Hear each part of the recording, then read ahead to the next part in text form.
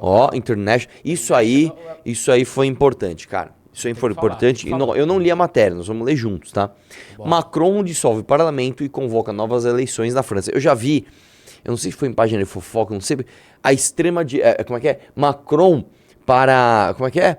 Para evitar o perigo da extrema direita. Eu li no Globo ultradireita. A ultradireita, né? A ultradireita ganhou na França, então por causa de... Que assim, isso tá acontecendo no mundo, tá? Acabou de ganhar, acho que em Dublin, um cara que ele é anti-imigração. Então assim, na Itália você tem a Meloni, na Alemanha, né? Então assim, realmente, cara, os ventos estão mostrando, cara, a esquerda não tá dando certo ao redor do mundo, né? Vamos lá, desce um pouquinho aí, vamos ver o que aconteceu. O presidente da França, Emmanuel Macron, anunciou nesse domingo, dia 9 de julho, a dissolução da Assembleia Nacional e a convocação de novas eleições parlamentares no país para 30 de junho, primeiro turno, e 7 de julho, segundo turno, segundo o jornal francês Le Monde. O partido de Macron havia sido derrotado nas eleições do Parlamento Europeu pela sigla de sua rival Marine Le Pen de direita. Desce um pouquinho. O anúncio se deu depois da divulgação dos primeiros resultados das eleições parlamentares da União Europeia, com o partido de direita, Reunião Nacional, à frente do restante com 32% dos votos. Macron disse que a ascensão de nacionalistas é um perigo para o continente. O partido dele teve 15% dos votos, ou seja, ele não fez metade dos votos da outra galera, né? Então você tem que ouvir a maioria, cara. Democracia é isso. As populações dos 27 países integrantes da União Europeia iniciaram suas idas às urnas na quinta-feira, dia 6 de junho. Junto a isso, surgiu a expectativa pelo resultado da nova composição do Parlamento Europeu e de seus grupos. Atualmente, os 705 eurodeputados, como são chamados os deputados da União Europeia, de mais de 200 partidos nacionais, estão alocados em 7 diferentes grupos do Parlamento Europeu, conforme seu respectivo pensamento político. Então, eles basicamente dividem lá, tá? Como a gente faz aqui, né? É uma espécie de república, né? De instituição baseada em política partidária. Renovar a Europa, liderado pelo partido Renascença do presidente da França, Emmanuel Macron, é o terceiro maior partido com 102 parlamentares e permanece uma força pró-europeia. No entanto, já era previsto que o partido ligado ao líder francês perderia cadeiras por conta da ascensão de deputados apoiados por Marine Le Pen. Desce aí um pouquinho mais. Acabou a matéria. Tem outra matéria sobre isso? Isso aí tá meio rasa, né? Põe outra aí, porque assim, vamos lá, o que tá acontecendo? Cara, não adianta você querer nadar contra a maré. Se as pessoas querem pessoas mais da direita, não adianta. Quando a esquerda teve a sua ascensão, né, a direita não ficou com esses meios ditatoriais, né, de tomada de poder, que aliás é uma coisa engraçada. Os críticos esquerdistas brasileiros do Bukele diz que ele deu um golpe de Estado. Não, o Bukele colocou o país em estado de emergência com a aprovação do parlamento. Ele chegou no parlamento e falou: parlamento, vamos colocar o país em estado de emergência? O parlamento aprovou, não foi uma medida ditatorial. Agora o Macron simplesmente, né, na França, vê a direita vencer e dissolve o parlamento. Isso sim é uma medida autoritária. Europa gira a direita em derrota para governos francês e alemão. Deixa eu colocar aqui. Isso daqui é da notícia na Europa inteira, tá? Da eleição da Casa da União Europeia, né? Que seria um acima do federal deles, né? Não é bem acima, né? Mas é um ente diferente, é um ente internacional. No fim das contas, o que manda mesmo na soberania nacional é a instância máxima do país, né? Desce um pouquinho mais. Desce aí. A direita saiu como grande vitoriosa nas eleições do Parlamento Europeu, finalizadas nesse domingo. Segundo as projeções realizadas, o Partido Popular Europeu manteve a maior bancada legislativa da União Europeia e conquistou mais 13 cadeiras, ficando com 189 deputados. Outros grupos nacionalistas avançaram no parlamento, ganharam assentos a Identidade, a Democracia e os reformistas conservadores europeus. Com a nova composição, os deputados de direita e centro-direita estão 402 no total de 720, domínio de 56%. Eram 396 antes. Ou seja, dobraram. Não. Dobraram não. Quase dobraram. Não, eles eram 396, agora eles são 402, cara. Sim. Desce aí. Mas é assim, de 720, né? Não, eles têm mais da metade agora.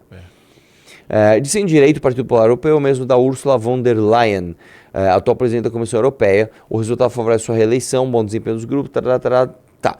Como reação, o presidente da França, Emmanuel Macron, dissolveu o parlamento como resposta e convocou novas eleições. Já o primeiro-ministro da Bélgica, Alexander De Croo, anunciou sua renúncia ao cargo. Desce um pouquinho mais.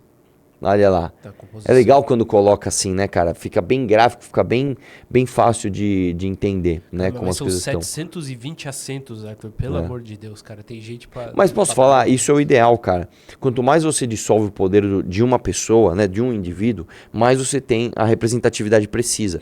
Se você diminui esse número, você aumenta o poder individual de cada pessoa. E a ideia de você ter um parlamento, de você ter uma democracia representativa, é justamente você dissolver o aspecto individual e fazer um aspecto de representação. Mas você não acha que existe muita diferença entre a Polônia e Portugal, por exemplo? Sim, mas aí eles que se virem na sua representatividade lá. Por isso que mais pessoas é bastante importante. Desce um pouquinho mais.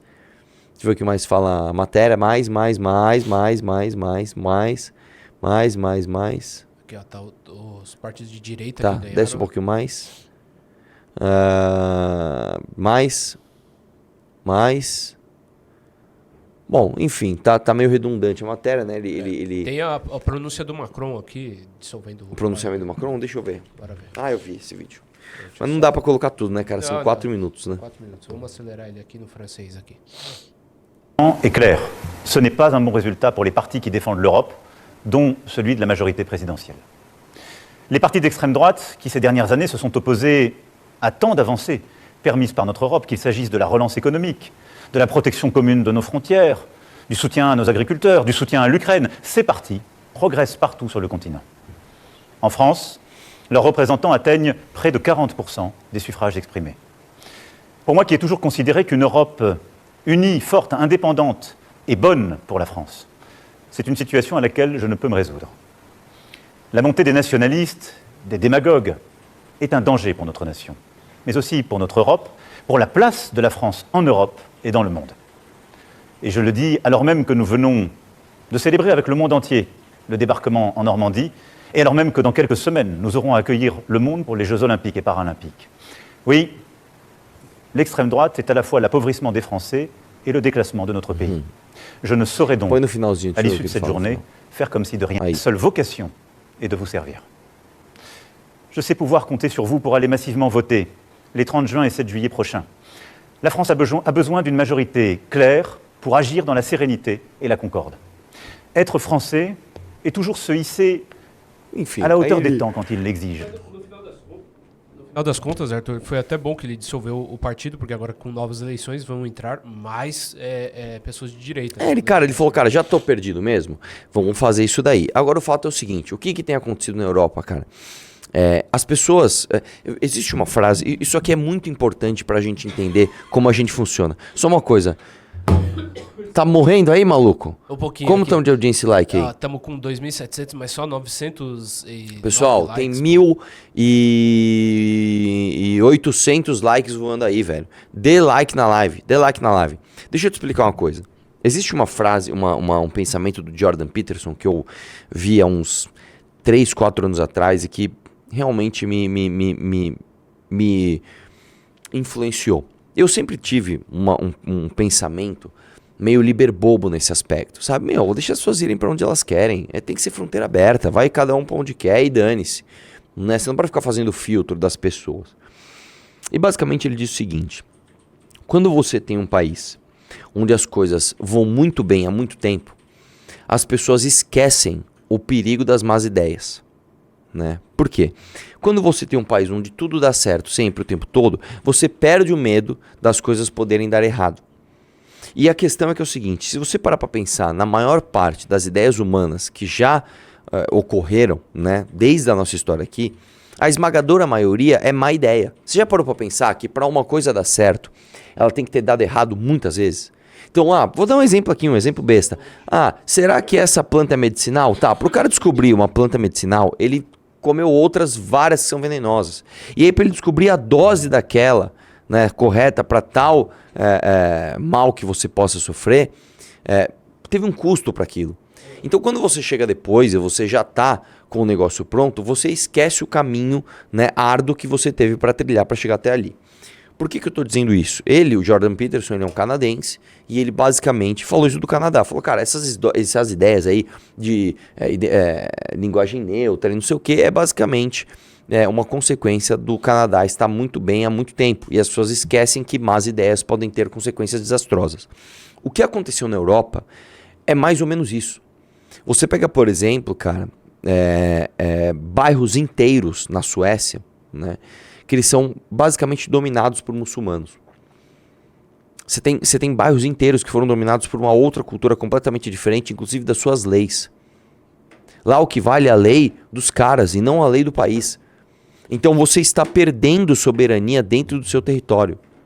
Hoje você tá ativo, né, mano? Você tá fazendo coisa pra caralho, velho. E tira a bateria, põe bateria, e tosse, vai pra lá. Para um pouquinho, digita, velho. Calma, velho. Senta aí um pouquinho, vamos fazer a live. Então o que acontece é o seguinte, na Europa isso tem acontecido. E as crises migratórias, cara, elas estão absurdas. E vou te dizer, eu não sei se você deve lembrar disso, Drax, de uma foto muito, muito comovente de um menino que ele se afogou, é um menino mais ou menos de uns 5 anos, e ele tá com a cara na areia, assim, aí tiraram uma foto dele, era um refugiado, eu não lembro agora se ele era da Síria, eu não lembro agora de que onde que era, e isso, né, comoveu o mundo e as pessoas falam, a gente não pode deixar os refugiados, né? É o Alan Kurdi, é a foto do menino que morreu afogado. Nem põe, que é não triste vou colocar, pra caramba, não vou triste, é triste. Isso, e quando você pega realmente o ponto individual, você pega uma pessoa que fugiu e tem todo o drama dela e você olha e fala, não, realmente, vamos acolher essa pessoa. Só que quando você olha de forma sistêmica, você tem que entender que isso não ajuda o país que você quer ajudar, as pessoas daquele país, como também, cara, você atrapalha o seu país. Então você acaba com a fonte de possível ajuda daquele país. Então, para que você ajude esse país, o seu país tem que estar em ordem. E para ele estar em ordem, ele tem que estar protegido da desordem. Então, o que tem acontecido na Europa é uma reação, né, das pessoas falando, cara, nós estamos perdendo o nosso país. E de fato está acontecendo. E assim, não é preconceito, isso é conceito. Você pega a cultura islâmica, né? A gente tem que lembrar que a Europa já foi palco de invasões islâmicas, né? Inclusive, vou te contar uma história. O Brasil, eu ouso dizer que o Brasil só foi descoberto em 1500 por conta da resistência portuguesa à invasão árabe, né, muçulmana na Europa. Guerra da Reconquista. O que aconteceu? Exatamente. A Europa foi dominada pelos muçulmanos, lá por volta do século XIV, por aí. E aí você começou a reconquista. Quando chegaram na última cidade, se não me engano é no sul da Espanha, que é Granada, se não me engano quando eles chegaram na última cidade, bom, finalmente reconquistamos a Europa. Aliás, eu vou dar uma curiosidade para você. Você sabia que existe uma cidade europeia no Marrocos? É uma cidade espanhola que ela fica dentro do território do Marrocos, né? Enfim, uma curiosidade aqui. Aí eles falaram, bom, nós conquistamos, nós exploramos, nós reconquistamos tudo isso aqui. E agora, qual é o próximo passo? O próximo passo é o mar. O próximo passo é a gente parar de depender da Rota da Seda. Vamos lembrar, a Rota da Seda, que levava muitas mercadorias, muitas especiarias, principalmente de Veneza, que era um centro comercial, para a Ásia, né? E contrário também, trazia da Ásia para cá. A Rota da Seda era muito perigosa na época. Você tinha muitos... como é que é a expressão? Pirata sem mar. Tem uma expressão que é da galera dos saqueadores e tal, né? E você tinha que ficar pagando impostos e pagando mercenários para garantir a segurança de carreatas, de grandes mercadores.